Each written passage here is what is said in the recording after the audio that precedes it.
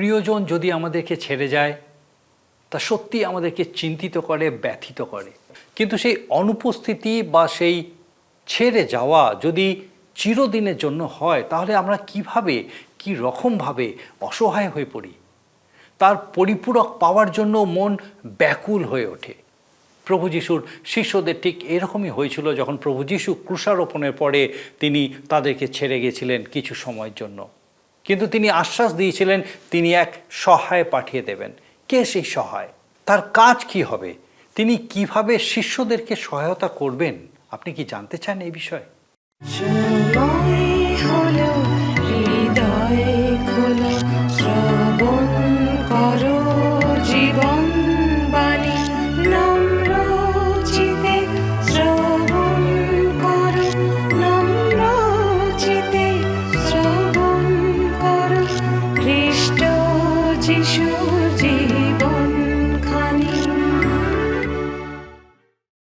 নমস্কার, প্রভু যীশু খ্রিস্টের মধুর নামে জীবনবাণী অনুষ্ঠানে আপনাকে স্বাগত জানাই।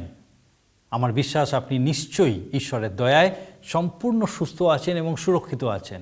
আর আমি খুব খুশি যে আরেকটি বার আমি আপনাকে আমাদের এই জীবনবাণী অনুষ্ঠানে আজকে স্বাগত জানানোর সুন্দর সুযোগ পেয়েছি। আপনি যদি আমাদের সঙ্গে প্রথম থেকেই আছেন, আপনি নিশ্চয়ই জানেন যে বাইবেলের নতুন নিয়মে বর্ণিত সাধু যোহন লিখিত সুসমাচার থেকে আমরা এখন অধ্যয়ন করছি।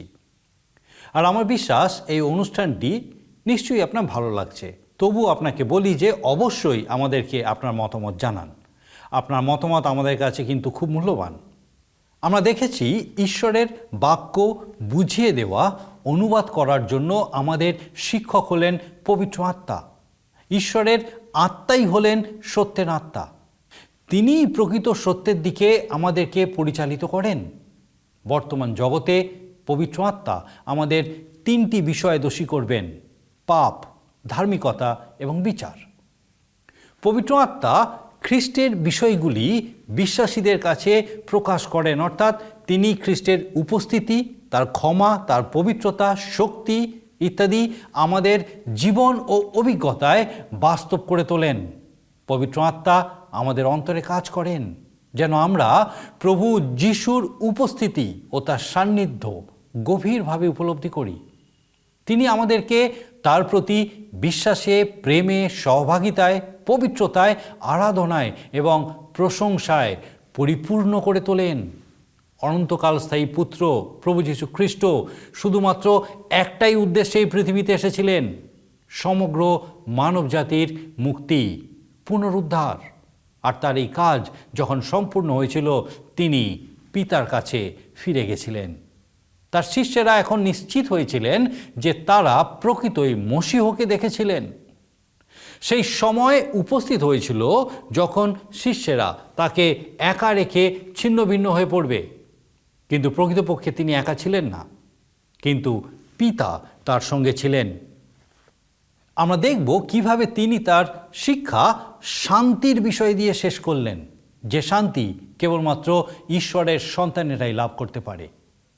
আমার প্রার্থনা, এই বিষয়গুলো যখন আমরা ঈশ্বরের বাক্য থেকে বিস্তারিতভাবে দেখতে চলেছি, ঈশ্বর যেন বিশেষভাবে আমাদের সঙ্গে কথা বলেন, তার পবিত্র আত্মা যেন আমাদের চোখ ও কান খুলে দেন, যেন আমরা তার রব শুনতে পাই, পরিষ্কারভাবে বুঝতে পারি যে তিনি আমাদেরকে কি বলতে চাইছেন।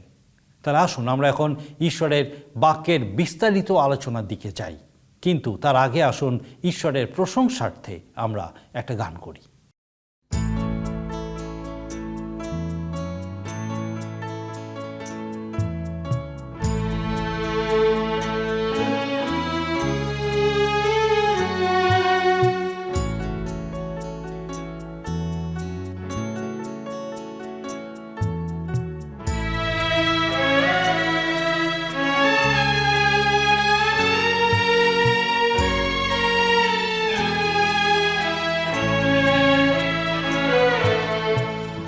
পথে গিয়েছ চলে, সেই পথে আমি যাইনি। শুনি তো শীত ধুলির করুণা, শুনি তো শীত ধুলির করুণা, তাই আমি খুঁজে পাইনি। যে পথে গিয়েছ চলে,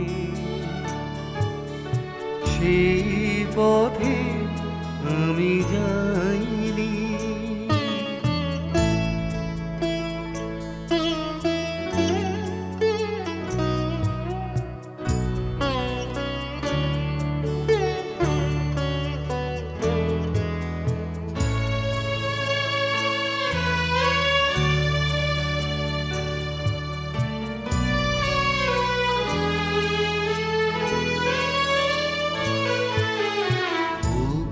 পাতকীর অপার করুণা সিন্ধু, তৃষিত ধরায় ভরে শিশির বিন্দু।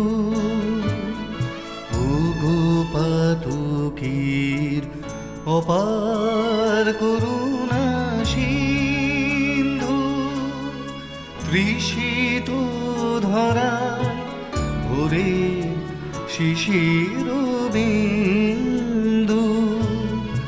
অলক্ষে কখন ডেকে ফিরে গেলে, অলক্ষে কখন ডেকে ফিরে গেলে, আমি তবু ফিরে চাইনি। যে পথে গিয়েছ চলে, সেই পথে আমি যাইনি।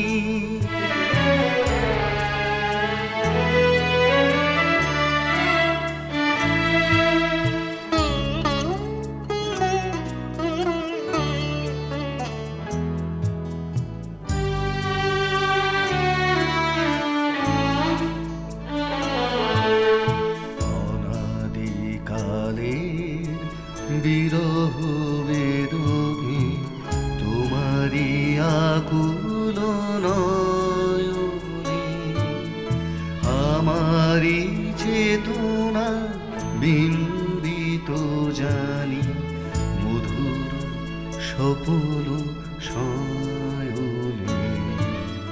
তোমার পথের সাথী করো ওগো পান্থ, আঘাতে আঘাতে করো গো দীর্ণ ক্লান্ত। তোমার পথের সাথী করো ওগো পান্থ, আঘাতে আঘাতে করো গো দীর্ণ ক্লান্ত। অশ্রু বাসরে তুমি শুধু থেকো, অশ্রু বাসরে তুমি শুধু থেকো, আর কারে। আজকের এই অনুষ্ঠানে আমি আপনাদের কাছে বাইবেলের নতুন নিয়মে যোহন লিখিত সুসমাচার তার 16 অধ্যায় থেকে আলোচনা করব। গত অনুষ্ঠানে 15 পদ পর্যন্ত আলোচনা করেছি, আজকের 16 পদ থেকে আলোচনা করব। 16 পদে লেখা আছে এখানে, অল্পকাল পরে তোমরা আমাকে আর দেখিতে পাইতেছ না, এবং আবার অল্পকাল পরে আমাকে দেখিতে পাইবে।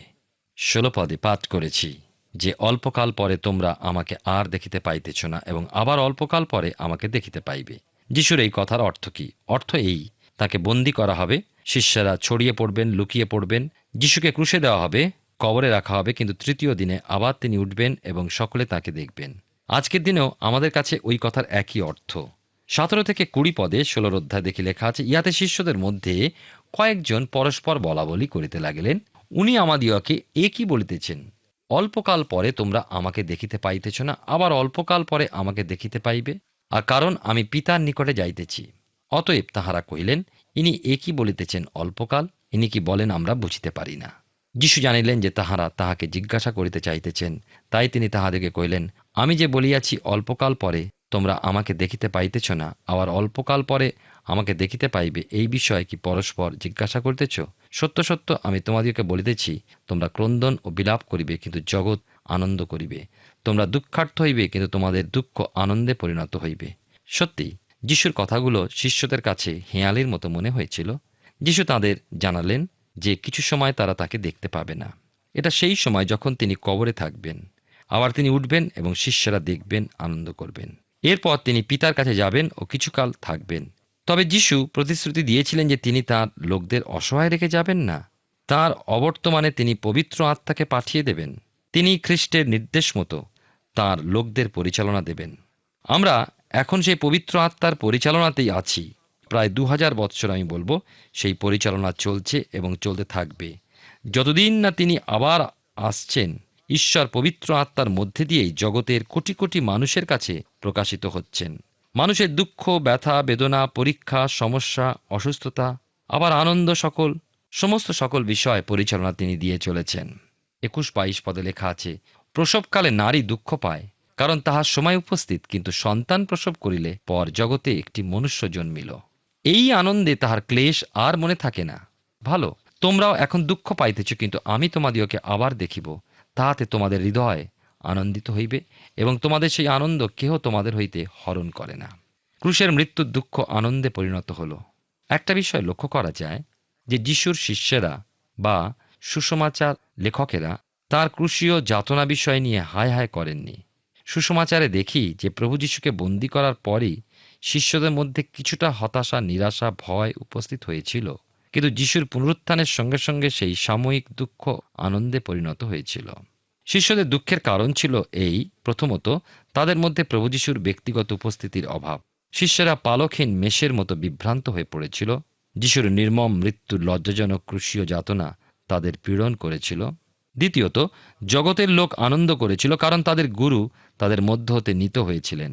আপনি যখন দুঃখ বেদনায় কাতর, সেই সময় যদি কেউ আপনার সামনে নির্দয় হাসি হাসে, আপনার মন কি কঠিন হয়ে উঠবে না? শিষ্যরা জগতের আনন্দ থেকে নিজেদের সংযত করেছিল। তৃতীয়ত, শিষ্যদের মনে অনেক উচ্চ আশা ছিল, কিন্তু যিশুর মৃত্যুতে সব ধূলিসাৎ হয়ে গিয়েছিল। চতুর্থ, আরও একটি বিষয় ছিল, কোনো কোনো শিষ্য যিশুর যাতনা গেতসিমানি থেকে ক্রুশ পর্যন্ত প্রত্যক্ষ করেছিল। যিশু যেদিন তাদের সামনে পুনরুত্থিত দেখে এসে দাঁড়ালেন, সব দুঃখ মুহূর্তে আনন্দে রূপান্তরিত হয়েছিল। আমরা দেখি যে আপনি যে কেউ হন, যেখানেই থাকুন না কেন, যদি আপনি যিশুকে গ্রহণ করে থাকেন, আপনি ঈশ্বরের সন্তান। যদি দুঃখের মধ্যে থাকেন, আপনার চোখের জল যদি আপনার হৃদয় ভগ্ন চূর্ণ হৃদয় হয়, আপনি স্থির নিশ্চয় হন যে নূতন প্রভাত আপনার হৃদয়ে নূতন আনন্দে ভরে দেবে। আমার মনে হয় আমরা যখন ঈশ্বরের সাক্ষাতে থাকি, তখন বিগত জীবনের সব দুঃখ দূর হয়ে যায়। আমরা তো তার জন্য কোনো কষ্ট, কোনো দুঃখ বহন করিনি। তিনি আমাদের জন্য অবর্ণনীয় দুঃখ বহন করেছেন। এখন আর আমাদের দুঃখের সময় নয়। সেই আত্মা, সেই সহায় আমাদের পরিচালনা দিচ্ছেন। আমাদের দুঃখ আনন্দে পরিণত হয়েছে। আর যিশু তাঁর শিষ্যদের বলেছিলেন যে এখন কিছুদিন তোমরা দুঃখ করবে, কিন্তু আবার যখন আমাকে দেখবে তোমাদের ভীষণ আনন্দ হবে, আর সেই আনন্দ তোমাদের কাছ থেকে কেউ কেড়ে নিতে পারবে না। আমরা লক্ষ্য করি যে শুক্রবার সন্ধ্যা থেকে সপ্তাহের প্রথম দিন রবিবার সকাল পর্যন্ত প্রভু যিশু শিষ্যদের সঙ্গে ছিলেন না, কেননা তাকে কবরে রাখা হয়েছিল। স্বাভাবিকভাবে শিষ্যরা খুবই মর্মাহত, দুঃখ ভারাক্রান্ত হৃদয় ঘুরে বেড়াচ্ছিলেন। কিন্তু প্রভু যিশু মৃত্যুকে জয় করে উঠলেন, ও যখন শিষ্যদের আমরা দেখি যে তিনি দেখা দিলেন, তখন শিষ্যরা আনন্দের অতিশয্যে বিভোর হয়ে পড়লেন। এই আনন্দ তাদের নূতন প্রেরণা ছিল। তারা কেবল আনন্দ পেল তা নয়, তাদের মধ্যে এলো সাহস।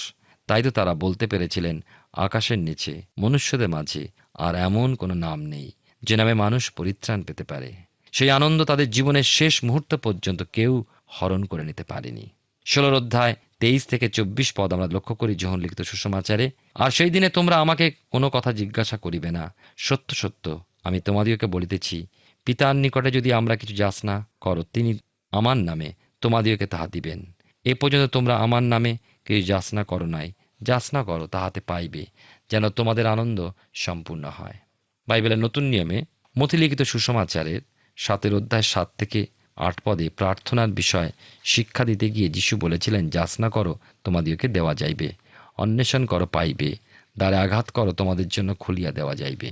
কেননা যে কেউ যাচনা করে সে গ্রহণ করে, এবং যে অন্বেষণ করে সে পায়, আর যে আঘাত করে তাহার জন্য খুলিয়া দেওয়া যাইবে। এই চাওয়াটা বা যাচনা করাটা কিভাবে করতে হবে? যোহন তার 14 অধ্যায় 13 পদে দেখি লেখা আছে, আর তোমরা আমার নামে যাহাকেই যাচনা করিবে তাহা আমি সাধন করিব, যেন পিতা পুত্রে মহিমান্বিত হন। তবে আবার কথা হচ্ছে, যখন যেমন মর্জি যেমন খুশি যিশুর নামে যাচনা করলাম আর অমনি পেয়ে গেলাম, কেননা যিশুর নামে চেয়েছি, ঈশ্বর পিতা দিয়ে দেবেন, অত সহজ নয়। যিশু বিষয়টা আরও পরিষ্কার করে দিলেন যোহন লিখিত সুসমাচারের 15 অধ্যায় 7 পদে, তোমরা যদি আমাদের থাকো এবং আমার বাক্য যদি তোমাদিগেতে থাকে, তবে তোমাদের যাহা ইচ্ছা হয় যাচনা করিও, তোমাদের জন্য তাহা করা যাইবে। কিন্তু কেন তিনি আমাদের জন্য করবেন?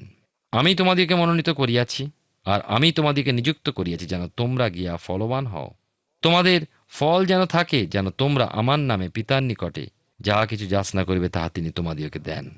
যাচনার বিষয়টি আরও একটু দেখব ইফিসীয় তার 6 অধ্যায় 18 পদে। সর্ববিধ প্রার্থনা বিনতি সহকারে সর্বসময় আত্মাতে প্রার্থনা করো, এবং ইহার নিমিত্ত সম্পূর্ণ অভিনিবেশ ও বিনতি সহ জাগিয়া থাকো। কি বিষয়ে প্রথমে যাচনা করব? যাকব তার 1 অধ্যায় 5 পদে লেখা আছে, যদি তোমাদের কাহারও জ্ঞানের অভাব হয়, তবে সে ঈশ্বরের কাছে যাচনা করুক, তিনি সকলকে অকাতরে দিয়া থাকেন, তিরস্কার করেন না, তাহাকে দত্ত হইবে। কিন্তু সে বিশ্বাসপূর্বক যাচনা করুক, কিন্তু সন্দেহ না করুক। যাকব তার 1 অধ্যায় 16-17 পদে লেখা আছে, হে আমার প্রিয় ভাতৃগণ, ভ্রান্ত হইও না, সমস্ত উত্তম দান এবং সমস্ত সিদ্ধ বর উপর হইতে নামিয়া আইসে। যিশুর নামে যাচনা করলেই যে যা চাইবে তাই পাবে তা নয়, কিন্তু প্রভুর বাক্য পালন করতে হবে, তাঁর বাধ্য হতে হবে। এ পর্যন্ত যিশু শিষ্যদের সাথে ছিলেন, সুতরাং শিষ্যরা যিশুর নামে কখনো প্রার্থনায় কি যাচনা করেননি। কিন্তু এখন যিশুর সময় হয়েছে পিতার কাছে ফিরে যাবার, এবং যিশু ফিরে যাবার পর তাঁর শিষ্যরা যেন অসহায় বোধ না করে, নিজেদের অনাথ না ভাবে, সেই জন্য তিনি বলেছেন, আমি এক সহায় তোমাদের কাছে পাঠিয়ে দেব, তিনি তোমাদের পরিচালনা দেবেন। সবই তো হলো। এখন প্রশ্ন হচ্ছে, যিশুর সাথে থাকার জন্য তারা জাগতিক বিষয়, দৈহিক বিষয় কিছুই চিন্তা করতেন না। এমনকি যিশু তাদের যে বিষয় শিক্ষা দিচ্ছিলেন, প্রচার, সুস্থকরণ, বাক্যজ্ঞান ইত্যাদি, এসব বিষয় তিনি তাদের ক্ষমতা দিয়ে বিভিন্ন স্থানে প্রচারে পাঠিয়েছিলেন।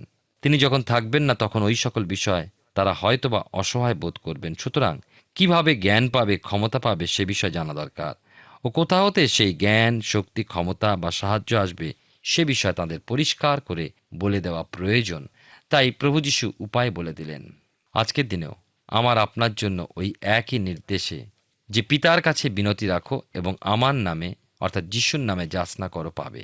প্রভু যিশু পিতার দক্ষিণ পার্শ্বে আছেন এবং আমাদের সকলের জন্য বিনতি করছেন। সুতরাং আমাদের কেবল পিতা ঈশ্বরের কাছে যিশুর নামে বিনতি জানাতে হবে। যোহন লিখিত সুসমাচার তার 16 অধ্যায় 25-27 পদে কি লেখা আছে, আমি উপমা দ্বারা এই সকল বিষয় তোমাদিওকে বলিলাম, এমন সময় আসিতেছে যখন তোমাদিওকে আর উপমা দ্বারা বলিব না, কিন্তু স্পষ্টরূপে পিতার বিষয় জানাইব। সেদিন তোমরা আমার নামে যাচনা করিবে, আর আমি তোমাদিওকে বলিতেছি না যে আমি তোমাদের নিমিত্ত পিতাকে নিবেদন করিব, কারণ পিতা আপনি তোমাদিওকে ভালোবাসেন, কেননা তোমরা আমাকে ভালোবাসিয়াছ এবং বিশ্বাস করিয়াছ যে আমি ঈশ্বরের নিকট হইতে বাহির হইয়া আসিয়াছি। সময় আসিতেছে, যিশু ক্রুশের দিকে এগিয়ে চলেছেন। সমগ্র জগতের পাপী মানুষের প্রায়শ্চিত্ত সাধনের জন্যই তিনি জগৎ এসেছিলেন, এবং প্রায়শ্চিত্ত সাধনের পর জগতের প্রধান যাজক সেই মহা পবিত্র স্থানে প্রবেশ করে যাজকীয় সিংহাসনে প্রবেশ করবেন। এরপর মানুষের সাথেই ঈশ্বরের আবার সরাসরি যোগাযোগ স্থাপনের পথ খুলে যাবে। শিষ্যদের তিনি এই বিষয় পরিষ্কার করে দিতে চাইলেন যে ঈশ্বর কঠিন মনা ব্যক্তি নন, যে তিনি প্রার্থনা শুনতে চাইবেন না। সুতরাং তোমরা যদি মনে করো যে আমাকে তোমাদের সকল কিছু বিষয়ের জন্য তোমার পিতার কাছে বলতে হবে যেন তিনি দয়া করেন, তোমাদের দেন, তাহলে তোমরা ভুল করবে, কারণ পিতা ঈশ্বর তোমাদের সকলকেই ভালোবাসেন। আমায় পিতাকে কথা স্মরণ করিয়ে দিতে হবে না যে ওদের ভালোবাসো। পিতা তোমাদের তো ভালোবাসেন, এবং ভালোবাসেন বলেই তিনি তোমাদের প্রার্থনা শুনবেন ও আমার নামে যা যাচনা করবে তিনি তাই দেবেন। আজও ঈশ্বর প্রার্থনা শোনেন, উত্তর দেন, কিন্তু তাদের প্রার্থনার উত্তর দেন যারা যিশুকে ভালোবাসে ও তাঁর বাধ্য হয়ে চলে। 16 অধ্যায় 28 পদে লেখা আছে, আমি পিতা হইতে বাহির হইয়াছি, আমি পিতা হইতে বাহির হইয়া আসিয়াছি এবং জগতে আসিয়াছি, আবার জগৎ পরিত্যাগ করিতেছি এবং পিতার নিকটে যাইতেছি। তাঁর অর্থাৎ যিশুর এই কথা থেকে মূল বিষয় এই বোঝা যায় যে সনাতন পুত্র এই জগতে একটা মাত্র উদ্দেশ্য নিয়ে এসেছিলেন, সেটি হচ্ছে পাপের মোচন, পাপের মুক্তি ও প্রায়শ্চিত্ত। কাজ শেষ হলে তাকে ফিরে গিয়ে তার পিতার কাছে কাজের হিসাব দিতে হবে। এই একটি পথ খুবই গুরুত্বপূর্ণ পথ। বৈতলেহেমের ঘটনার চেয়েও বড় ঘটনা, সীমাহীন মহাশূন্যের চেয়েও বিস্তৃত, অনন্তে গিয়ে মিশছে। অসীমের সীমা ছেড়ে স্বর্গীয় সিংহাসন শেষ হচ্ছে। ওই পদের মধ্যে দিয়ে এ জগতের সামান্য কটি দিন কাটানোর কথা উল্লেখ করছেন। তিনি অন্ত থেকে এসেছেন, অনন্তে ফিরে যাচ্ছেন। যোহন লিখিত সুসমাচার তার 16 অধ্যায় 29 এবং 30 পদে এই কথা লেখা আছে। তাঁর শিষ্যরা কহিলেন, দেখুন, এখন আপনি স্পষ্টরূপে বলিতেছেন, কোনো উপমা কথা বলিতেছেন না। এখন আমরা জানি, আপনি সকলেই জানেন, কেউ যে আপনাকে জিজ্ঞাসা করে, ইহা আপনার আবশ্যক করে না। ইহাতে আমরা বিশ্বাস করিতেছি যে আপনি ঈশ্বরের নিকট হইতে বাহির হইয়া আসিয়াছেন। আমাদের কাছে এটা বেশ পরিষ্কার যে যিশু ঈশ্বরের কাছ থেকে এসেছিলেন। তিনি রক্ত মাংসের মানুষ রূপ ধারণ করেছিলেন। যিশুর কথাতে শিষ্যদের দৃঢ় প্রত্যয় জন্মালো যে তিনি সত্যিই পিতা ঈশ্বরের নিকট হতে এসেছেন। শিষ্যরা তাদের স্বীকারোক্তি দিয়েই ছিলেন। তারা বলেছিলেন, আপনি সেই খ্রিস্ট, জীবন্ত ঈশ্বরের পুত্র। যিশুই যে মসীয়, সেই মুক্তিদাতা, এ বিষয়ে আর তাদের সন্দেহের কোনো অবকাশ ছিল না। তথাপি তাদের কাছে একটা বিষয় তখন পরিষ্কার হয়নি। সেটা হচ্ছে, কেন যিশুকে মৃত্যুর অন্ধকারের মধ্যে দিয়ে যেতে হবে? পুনরুত্থানের কথাও তারা কল্পনা করতে পারছিল না, অথবা কেনই বা তাকে স্বর্গে পিতার কাছে ফিরে যেতে হবে। আমরা এখনো হেঁয়ালির মধ্যে আছি। 31-32 পদে 16 অধ্যায় যিশু উত্তর দিলেন। যিশু তাহাদিকে উত্তর করিলেন, এখন বিশ্বাস করিতেছ? দেখো, এমন সময় আসিতেছে, বরং আসিয়াছে, যখন তোমরা ছিন্ন ভিন্ন হইয়া প্রত্যেকে আপন আপন স্থানে যাইবে এবং আমাকে একাকী পরিত্যাগ করিবে। তথাপি আমি একাকী নহি, কারণ পিতা আমার সঙ্গে আছেন। যিশু বললেন, সময় আসছে যখন তোমরা আমাকে একা ছেড়ে পালিয়ে যাবে, তবুও আমি একা থাকবো না, কেননা আমার পিতা আমার সঙ্গে থাকবেন।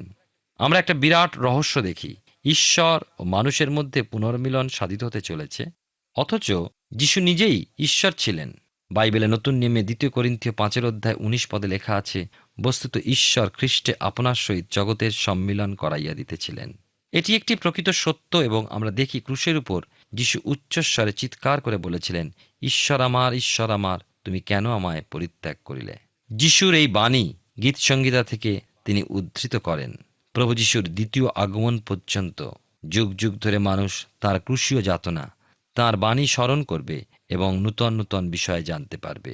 33 পদে লেখা আছে, এই সমস্ত তোমাদিওকে বলিলাম, যেন তোমরা আমাতে শান্তিপ্রাপ্ত হও। জগতে তোমরা ক্লেশ পাইতেছ, কিন্তু সাহস করো, আমি জগৎকে জয় করিয়াছি। যিশু তাঁর শিক্ষা শান্তির বিষয় দিয়ে শেষ করলেন। ঈশ্বরের সন্তানেরাই এই শান্তি লাভ করতে পারে, কেননা প্রভু যিশুতেই শান্তি আছে। আজকের আর কোথাও শান্তি পাওয়া যায় না। খ্রিস্টীয় সেবা কাজের মধ্যেও অনেক সময় আমরা সেই শান্তি হারিয়ে ফেলি, কিন্তু যীশু খ্রিস্টেই শান্তি। যদি তাকে নির্ভর করে, তাকে সামনে রেখে আমরা তার সেবা করি, তবেই তার শান্তি আমরা লাভ করতে পারি। ঈশ্বর আপনার জীবনে মঙ্গল করুন। আমরা সাধু যোহন লিখিত সুসমাচার থেকে ধারাবাহিকভাবে অধ্যয়ন করছি, আর আমার বিশ্বাস ঈশ্বর তার জীবন্ত বাক্যের মধ্যে দিয়ে আপনার সঙ্গে নিশ্চয়ই কথা বলেছেন। আমরা সাধু যোহন লিখিত সুসমাচারের 16 অধ্যায় থেকে আলোচনা করছি। প্রভু যীশু প্রতিশ্রুতি দিয়েছিলেন যে তিনি তার লোকেদেরকে অসহায় রেখে যাবেন না। তার অবর্তমানে তিনি পবিত্র আত্মাকে পাঠিয়ে দেবেন। তিনি খ্রিস্টের নির্দেশ মতো তার লোকেদেরকে পরিচালনা দেবেন। ঈশ্বর পবিত্র আত্মার মধ্যে দিয়েই এই জগতের কোটি কোটি মানুষের কাছে প্রকাশিত হচ্ছেন। প্রভু যীশুর শিষ্যেরা বা সুসমাচার লেখকেরা তার ক্রুশীয় যাতনার বিষয় নিয়ে হায় হায় করেননি, দুঃখ করেননি। প্রভু যীশুকে বন্দী করার পরই শিষ্যদের মাঝে কিছুটা ভয়, হতাশা, নিরাশা উপস্থিত হয়েছিল ঠিকই, কিন্তু প্রভু যীশুর পুনরুত্থানের পরেই সেই সাময়িক দুঃখ আনন্দে পরিণত হয়েছিল। শিষ্যদের দুঃখের কারণ ছিল প্রথমত তাদের মধ্যে প্রভু যীশুর ব্যক্তিগত উপস্থিতির অভাব। দ্বিতীয়ত, জগতের লোক আনন্দ করছিল কারণ তাদের গুরু তাদের মধ্যে থেকে নিত হয়েছিলেন। তৃতীয়ত, শিষ্যদের মনে অনেক উচ্চ আশা ছিল, কিন্তু প্রভু যীশুর মৃত্যুতে তাদের মনে হয়েছিল যে তাদের সব কিছু ধূলিসাৎ হয়ে গেছে। আবার কোনো কোনো শিষ্য প্রভু যীশুর যাতনা সেই গেতসিমানি বাগান থেকে ক্রুশ পর্যন্ত প্রত্যক্ষ করেছিল আর গভীর দুঃখে নিমজ্জিত হয়েছিল। প্রভু যীশু একটা অভূতপূর্ব চমৎকার প্রতিজ্ঞার মধ্যে দিয়ে তার কথোপকথন শেষ করেছেন। এই সমস্ত তোমাদিওকে বলিলাম যেন তোমরা আমাতে শান্তিপ্রাপ্ত হও। জগতে তোমরা ক্লেশ পাইতেছ, কিন্তু সাহস করো, আমি জগৎকে জয় করিয়াছি। আপনি কি এই শান্তি লাভ করেছেন? আসুন প্রার্থনা করি। পরম মঙ্গলময় স্বর্গীয় পিতা, তোমার ধন্যবাদ, তোমার স্তুতি প্রশংসা গৌরব করি এই অপার সুযোগের জন্য, এই আনন্দের জন্য যে তোমার জীবন্ত বাক্যের সান্নিধ্যে তুমি আমাদেরকে কিছু সময় একসঙ্গে কাটাতে দিয়েছ। ধন্যবাদ দিই যে তোমার রব আমরা শুনতে পেয়েছি। প্রভুকে বিশেষ করে ধন্যবাদ দিই সেই প্রত্যেক দর্শক বন্ধুর জন্য যাদেরকে তুমি আজকের দিনের জন্য মনোনীত করেছিলে এবং তোমার জীবন্ত বাক্য যাদের হৃদয়ে মনে তুমি প্রবেশ করতে দিয়েছ। প্রার্থনা করি পিতাগো, তোমার উপযুক্ত সময়ে যেন তোমার এই বাক্য সেই প্রত্যেকের হৃদয়ে মনে পিতাগো জীবনে শত সহস্রগুণ ফল উৎপন্ন করে এবং মানুষ প্রত্যেকে যেন পিতাগো তাদের জীবন দেখে তোমার গৌরব করতে পারে। তুমি আশীর্বাদ করো। ধন্যবাদ দিই সেই প্রত্যেক পরিবারের জন্য যারা আজকে পিতাগো তোমার এই জীবন্ত বাক্যের সান্নিধ্যে পরিবারগতভাবে উপস্থিত হয়েছে। স্বর্গীয় পিতা, যখন তারা তোমাকে বেছে নিয়েছে, তোমাকে জীবনে স্থান দিয়েছে, পরিবারে প্রধান স্থান দিয়েছে, প্রভু তোমারও পবিত্র অনুগ্রহে তুমি তাদেরকেও সুরক্ষিত করো, আশীর্বাদ যুক্ত করো, তাদের সহায় সহবর্তী হও। নিজেকে আরও গভীরভাবে তাদের কাছে প্রকাশ করো যেন প্রকৃতই তোমার ঘনিষ্ঠ সহভাগিতায় তারা তোমাতে আনন্দ করতে পারে। প্রভু তোমার মহিমায় যেন তারা মহিমান্বিত হতে পারে, তুমি দয়া করো। প্রার্থনা করি এই সময় বিশেষভাবে সেই প্রত্যেক বাচ্চাদের জন্য যারা পড়াশোনা করছে এবং হয়তো কোনো কারণে তাদের মন পড়াশোনার প্রতি নেই বা বিভিন্ন রকম সমস্যার মধ্যে আছে পড়াশোনা করতে গিয়ে। প্রভু প্রত্যেককে তোমার যিশুর নামে আশীর্বাদ যুক্ত করো। প্রভু যেন সেই প্রত্যেক বাচ্চা পিতাগো সুন্দরভাবে পড়াশোনা করতে পারে, মন বসাতে পারে। তুমি তাদেরকে সাহায্য করো এবং তাদের সঙ্গে কথা বলো প্রভু, যেন খুব ভালো ফল লাভ করতে পারে প্রত্যেকে তাদের পড়াশোনায়। স্বর্গীয় পিতা, তাদের সকল ভার নাও। প্রার্থনা করি অসহায় নিপীড়িত প্রত্যেকের জন্য। বিভিন্ন কারণে হয়তো তারা আজকে অসহায় হয়ে পড়েছে, বিভিন্ন কারণে হয়তো নিপীড়নের মধ্যে দিয়ে যেতে হচ্ছে, নির্যাতনের মধ্যে দিয়ে যেতে হচ্ছে। প্রভু প্রত্যেককে উদ্ধার করো। প্রভু তোমার স্বর্গীয় শান্তি আনন্দে পূর্ণ করো, তোমার পবিত্রতায় পূর্ণ করো, আশীর্বাদে পূর্ণ করো। যেন পিতাগণ নিজেদেরকে কেউ অসহায় না ভাবে, যেন প্রত্যেক মুহূর্তে তোমার উপস্থিতি তাদের সঙ্গে থাকে প্রভু, এবং তোমার প্রতি বিশ্বাসের নির্ভরশীলতায় যেন তারা সেই সংকট থেকে উদ্ধার পেয়ে তোমার গৌরব করতে পারে। তুমি আশীর্বাদ করো প্রভু। তোমার চরণে আমরা প্রত্যেকে আরেকবার সম্পূর্ণ সমর্পিত হয়ে বিশেষ করে আমাদের সেই প্রত্যেক দর্শক বন্ধুকে রাখি। আশীর্বাদ করো, প্রত্যেকের সকল ভার নাও। তোমার যিশু নামে ভিক্ষা দয়া করে শ্রবণ গ্রহণ করো। আমেন। ঈশ্বরের ধন্যবাদ দিই যে তার অপার অনুগ্রহ, তিনি আমাদেরকে এই সুন্দর সুযোগ দিয়েছেন যেন তার জীবন্ত বাক্য আমরা শিখতে পারি। আমার বিশ্বাস আপনি নিশ্চয়ই এই অনুষ্ঠানের মধ্যে দিয়ে ঈশ্বরের বাক্যের সান্নিধ্যে থাকার মধ্যে দিয়ে ঈশ্বরের রব শুনতে পাচ্ছেন, এবং আমি আশা করব এবং বিশ্বাস করি যে আগামী দিনেও আপনি এইভাবেই আমাদের সঙ্গে থাকবেন। ঈশ্বর আপনার মঙ্গল করুন। প্রিয় বন্ধু, আশা করি জীবনবাণী অনুষ্ঠানটি আপনার ভালো লেগেছে। আর যদি ভালো লেগে থাকে তাহলে অবশ্যই আমাদের একটি মিসড কল দিন। আপনার দেওয়া মিসড কলটি আমাদের কাছে অতি মূল্যবান। আমরা আনন্দের সাথে জানাই, প্রতিটা মিসড কল দাতাদের মধ্যে থেকে সপ্তাহের শেষে বিশেষ দর্শক বন্ধুকে বেছে নেওয়া হবে এবং সেই দর্শক বন্ধুকে পুরস্কৃত করা হবে ও সপ্তাহের শেষে তার ছবি ও নাম আমাদের অনুষ্ঠানে প্রকাশ করা হবে। গত সপ্তাহের বিজয়ী দর্শক বন্ধুরা হলেন কলকাতা থেকে খোকন মণ্ডল ও পুরুলিয়া থেকে সুচিত দত্ত। আমাদের মিসড কল দেবার নম্বরটি হল 04449081 আপনি প্রার্থনা ও আরও অধিক জানতে আগ্রহী হলে আমাদের সঙ্গে অবশ্যই ফোনের মাধ্যমে যোগাযোগ করতে পারেন। আমাদের মোবাইল নাম্বার 9433497235 এবং আরেকটি হল 9433803755। আর আমাদের ঠিকানা টিভি স্ক্রিনে আপনারা দেখে নিন। ধন্যবাদ। ভালো থাকুন, সুস্থ থাকুন।